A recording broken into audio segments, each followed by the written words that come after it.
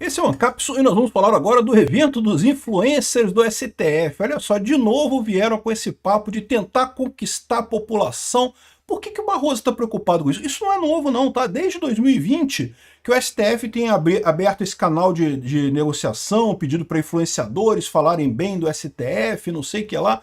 Não mudou nada naquela época, não vai mudar nada agora, né? Mas mostra mesmo a preocupação deles. Qual que é a preocupação deles? Eles viram que agora eles estão sendo acusados de violar direitos humanos. E, evidentemente, o pessoal vai começar a olhar para pesquisas, como, por exemplo, essa pesquisa aqui, que mostra que a população brasileira vê o judiciário como a principal ameaça à democracia no Brasil. Ou seja, o judiciário é o principal problema da democracia no Brasil. Isso reforça o ponto do Trump, que realmente nós temos um judiciário que está fora de controle, né, que está violando direitos humanos, né? Então, agora eles querem mudar a imagem das pessoas. Não, porque tem que ver como é que o STF tá e agradar as pessoas, e o pessoal tem que passar a gostar do STF, coisa e tal. E a ilusão desse pessoal é não perceber exatamente aquilo que eu falo para vocês. Na informação descentralizada e distribuída, os argumentos valem muito mais do que rede de influência, do que quantas vezes você mostra uma mensagem, né? Então, eles chamaram alguns influenciadores aqui, ó, lazy likes, eu não sei o que lá, um monte de influenciadores aqui, que se você olhar aqui tem alguns grandes, tá? Esse tal do Misael aqui é o maior deles. Eu dei uma olhada em todos aqui, é tudo no Instagram, tudo influencer de Instagram, né? Mas, fora isso, os outros são bem rasos, assim, não vou dizer que são pequenos, né? 400 mil inscritos no Instagram é bastante coisa. Mas é aquele negócio, né? Todos nessa faixa, não tem, assim, grande relevância nessa história toda. E não vai mudar, porque é o que eu falo para vocês, o grande ponto é esse, né? Na informação descentralizada distribuída, não importa quantas pessoas divulgam a sua ideia, o que importa é se a sua ideia tem profundidade, ela ecoa na cabeça das pessoas. Essa notícia foi sugerida por ginecologista da Janja, Pituruco da Neném e várias outras pessoas. Obrigado aí ao pessoal que sugeriu notícias lá no nosso site, no visãolibertaria.com, e obrigado a você que está assistindo o nosso vídeo. Se você gosta do nosso conteúdo, por favor, deixe o seu like, se inscreva aqui no canal, né? Então tá aqui, ó, saiu essa notícia aqui, ó, Barroso convida influenciadores para divulgar imagem positiva do STF. Barroso, eu vou dar uma dica, cara. Sabe qual é a melhor maneira de fazer isso? Faça coisas positivas. Reconheça, por exemplo, o erro de vocês na ação do Bolsonaro, né? Peça desculpa aos bolsonaristas e acabe com essa lambança do 8 de janeiro, lá aquela invenção maluca do 8 de janeiro. Esse pessoal não quer fazer isso. Eles ainda estão naquela ideia, naquela visão da informação centralizada, em que você ter muitos contatos, né? Veja, a maneira como eles estão querendo resolver o problema é a mesma maneira da informação centralizada. Mesmo quando você tinha informação centralizada, nem sempre o governo tinha acesso a todas as redes de televisão. Mas se você tivesse as principais redes de televisão, tivesse a Globo falando a seu favor, né, o SBT e a Rede TV, sei lá, mesmo que as outras não tivessem, as principais estavam falando. Quanto mais gente falar o seu ponto, né, para a população, o seu ponto ia mais longe. Por quê? Porque você vivia num ambiente de informação escassa. Havia pouca informação, as pessoas tinham informação a partir da televisão. Então não tinha muito como escolher o lado, acabava influenciando as pessoas, né? Eles tentam aplicar a mesma lógica nas redes sociais. Eles vão lá e chamam um monte de gente. Então chamaram esse monte de gente aqui. Eu não entrei em todos, não, porque eu não conheço. Tá? Isso aqui é influência de Instagram. Eu, sinceramente, não frequento Instagram. Até tem uma página lá, se quiser me seguir, @ancap.su, mas eu confesso que eu não vou muito lá no Instagram, não, né? E eu vi aqui os posts do pessoal. Esse tal do Misael realmente é o mais popular, pelo visto. E os outros tem essa história de terapia, não sei o que lá. Um monte de influencer aqui. Mas, de novo, eles estão achando que eles, mandando a mensagem positiva para um monte de influencers, que eles vão conseguir melhorar a visão que o povo tem disso daí. E o problema não é esse, o problema é o argumento, né? Você precisa ter o argumento para realmente melhorar a opinião, tem que ter o fato por trás. É isso que faz diferença na informação descentralizada. Eu já expliquei para vocês a teoria do meme, né? O meme é uma teoria que surgiu na década de 70, 1970, portanto surgiu antes da popularização da internet. A internet até já existia, a internet surgiu também nos anos 70, mas naquela época era uma coisa experimental, não havia a internet como a gente conhece hoje, né?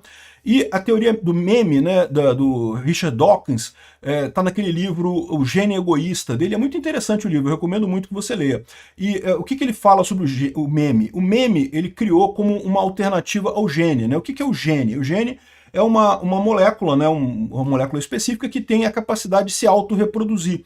Então ela acaba, por força do fato de ela se reproduzir, ela acaba se tornando muito abundante, gerou toda a vida na Terra. Né? Toda a vida na Terra é baseada nas moléculas, nos genes, né? No conceito de gene. E ele falou que você pode fazer a mesma ideia para ideias, ou seja, pegar o mesmo conceito e aplicar isso a ideias. Existem ideias, quando você faz alguma comunicação com alguém, que em princípio morre ali, você falou uma coisa para outra pessoa e acabou. Mas existem algumas ideias, ou alguns argumentos, algumas informações, que a tendência é a pessoa querer replicar também, por qualquer motivo que seja. Porque é uma informação interessante, porque é uma informação que confirma um ponto de vista que aquela pessoa já tem. Enfim, por uma série de motivos, a pessoa pode ter interesse de replicar aquela informação.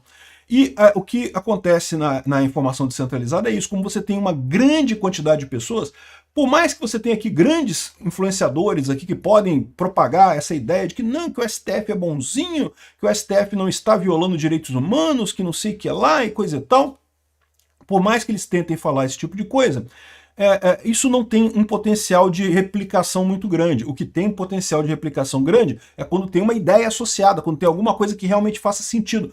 Quando, por exemplo, o STF fizer alguma coisa justa, fizer alguma coisa séria, expulsar o Alexandre de Moraes, por exemplo, aí sim você vai ter um fator, vai ter alguma coisa que as pessoas vão ter interesse em comentar de positivo sobre o STF, né? Aí, ou seja, o que acontece na informação descentralizada? Como é muita gente passando informação para muita gente, não importa quantas pessoas você começou a sua informação. Eu já vi post de pessoas com pouquíssimos seguidores que explodiu, que viralizou. Por quê? Porque era um assunto, era uma ideia, era alguma coisa que tendia a exponenciação, tendia a ser repassada por outras pessoas. Quando você tem esse tipo de coisa, as pessoas que recebem vão repassando para outras, outras vão repassando para outras, e dessa forma você acaba com um post viral que chega num monte de gente. Isso é o que faz diferença, não é a quantidade de pessoas com que começa o post. Então, chamar esse tipo de evento aqui é burrice, é aplicar a lógica da televisão aberta, da informação centralizada, ao ambiente de informação descentralizada que a gente está vivendo hoje, que é a internet, que são as redes sociais, né? Então, beleza, fizeram um evento totalmente artificial aqui. Olha só esse ponto aqui, ó, em que o Moraes se encontrou com esse influencer aqui, com o tal do Misael Silva e coisa e tal. Cara, olha que constrangimento isso, bicho. Primeira coisa, repara a cara de bunda do Alexandre de Moraes, o sorriso amarelo dele, olha só. Um grande encontro aqui com seus colaboradores também. Tá bem, meu advogado, hein? Eu tô precisando mesmo. Você fala inglês também? Eu não falo. Pra me defender nos Estados Unidos? O visto vai ser renovado a próxima vez. Obrigado, eu agradeço. É isso aí, Rodrigo. Estamos juntos mesmo. Se precisar de alguma coisa, eu vou estar aqui. Obrigado. Cara de bunda, né? Cara meio abatido, totalmente abatido, um sorriso amarelo, né? Tentando fazer o pessoal rir, coisa e tal. Fizeram isso aqui, olha só que legal, o Alexandre de Moraes tá normal, tá fazendo piadinha e coisa e tal, né? Pois é, estão tentando fazer isso daí. A minha visão é que isso não ficou muito bem, não. É claramente uma situação encenada, eles prepararam isso daí, um monte de gente amiga do lado, pô, ficou muito feio isso daí. Mas enfim, não interessa no final das contas. Esse esforço do STF nesse sentido aqui, ó, memes, collabs e eventos com influencers, a estratégia do STF para ganhar seguidores. A estratégia de comunicação foi iniciada em 2020. Lembra? Em 2020, o Felipe Neto fez parte dessa estratégia. O Felipe Neto falou com Barroso em 2020. Vocês lembram dessa história? Na época da pandemia, né? Porque justamente o pessoal estava puto com o STF pela questão da pandemia, pela questão de terem né, forçado o lockdown, proibido as pessoas de saírem de casa, esse tipo de coisa. Enfim, e aqui o pessoal está colocando aqui, naquela época começaram essa tentativa de chegar próximo de influencers. Adiantou alguma coisa naquela época? Não, não adiantou nada. E agora vai adiantar alguma coisa? Não vai adiantar nada. Essa visão desse pessoal de que vão conseguir, tendo esses influenciadores todos falando pelo STF, isso vai ter alcance? Não vai ter, porque o problema do STF é a realidade factual, é o fato de que eles de fato estão abusando dos direitos humanos, estão ferindo os direitos humanos. Todo mundo consegue ver que é uma idiotice, né? Todo esse processo do Bolsonaro foi armado com a visão, com a ótica da informação centralizada. Houve uma época aqui no Brasil que, de fato, se a Rede Globo fizesse uma história dessa do Bolsonaro, que o Bolsonaro fez o golpe, porque só que na hora o taxista dormiu lá e não foi pegar o cara, por isso que não teve o golpe, mas queriam dar o golpe, iam matar o Lula, iam matar não sei o que lá, um plano totalmente sem pé nem cabeça, encontrado no celular de alguém que nunca foi compartilhado com ninguém. Desde quando isso é realmente um plano de golpe, né? Mas, de novo, no passado, quando você tinha informação centralizada, você teria essa informação da Globo dizendo que teve um plano para matar o Lula e o Alckmin e o Alexandre de Moraes. E o mais engraçado desse plano é que matar o Alckmin. Por que o Alckmin? Porque ninguém leva o Alckmin a sério, né? Enfim, de qualquer forma, se fosse no passado, isso funcionaria. Realmente o Brasil inteiro estaria com a visão de que houve uma tentativa de golpe aqui no Brasil. Por que não está acontecendo isso? Na melhor das hipóteses, você está com um país rachado, né? Eu acho que muito mais gente sabe que essa trama, esse processo do, entre aspas, golpe do Alexandre de Moraes, não tem lógica nenhuma, né? Eu acho que mais da maioria, mas no mínimo está rachado o país. Por quê? Porque você tem informação nas redes sociais, as pessoas conversam. E no Instagram, no YouTube, no WhatsApp, em várias redes, trocam informações entre si. E faz muito mais sentido essa informação, né? Não tem lógica nenhuma esse golpe que nunca existiu. É uma tentativa de tirar o Bolsonaro da corrida eleitoral brasileira. Eles temem, morrem de medo que Bolsonaro ganhe as eleições em 2026. E é por isso que estão fazendo. E aí não adianta ficar inventando, não, porque eu vou trazer um monte de influencer aqui para falar bom, para fazer piadinha com o Alexandre de Moraes e não sei o que lá.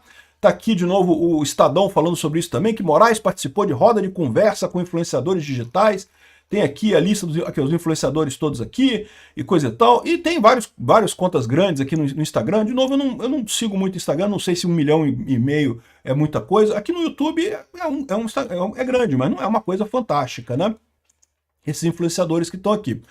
Tem outros também, né?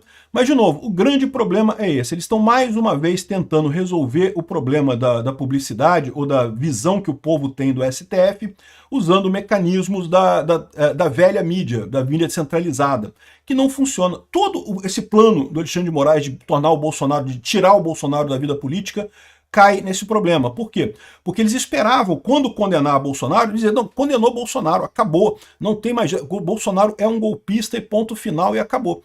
E, de novo, se fosse na época da Globo, se fosse anos 80, anos 90, meu amigo, todos nós estaríamos aqui confirmando, realmente, Bolsonaro golpista, não sei o que lá, teve lá, julgaram e coisa e tal. O tal do consenso social seria formado em cima disso. O problema é que não estamos mais nesse momento, né? E justamente essa fala do Trump, esse relatório do Trump contra, né, acusando o STF de violações de direitos humanos, acaba gerando uma visão diferente, quebrou esse consenso social, né?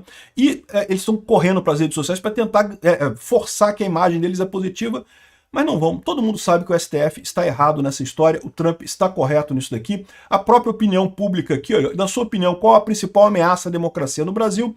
É o judiciário, é a maior ameaça. Eu não tenho dúvida nenhuma. Eles já deram um golpe, a verdade é essa. Já estamos vivendo sob uma ditadura do judiciário aqui no Brasil. É o que bem disse lá o relatório dos Estados Unidos.